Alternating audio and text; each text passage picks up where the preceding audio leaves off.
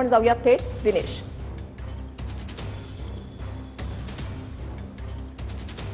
बघा, मनसे अध्यक्ष राज ठाकरे यांनी आज पक्षाच्या पदाधिकारी कार्यकर्त्यांच्या मेळाव्यात लोकसभा निवडणुकीच्या निकालांचं विश्लेषण केलेलं आहे। हे त्यांच्या पद्धतीनं विश्लेषण आहे। त्यांचं असं म्हणणं आहे की महाविकास आघाडीला जे मतदान झालं ते मोदी विरोधातून झालेलं मतदान आहे।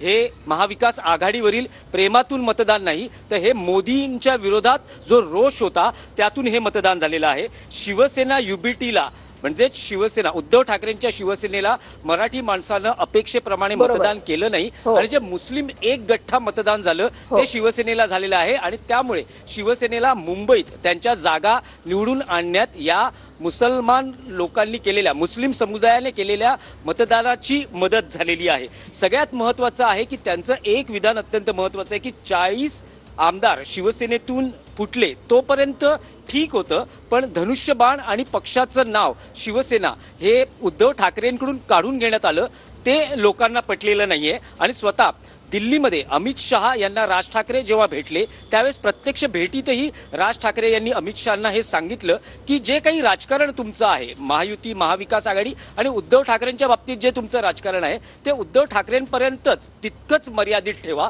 या सगळ्या राजकारणात बाळासाहेबांना आणू नका, कारण बाळासाहेब हे महाराष्ट्रात आणि देशात लोकप्रिय नेते होते आणि महाराष्ट्रात आजही त्यांना मानणारा मोठा वर्ग आहे। त्यामुळे या सगळ्या राजकारणात तुम्ही बाळासाहेबांना आणू नका।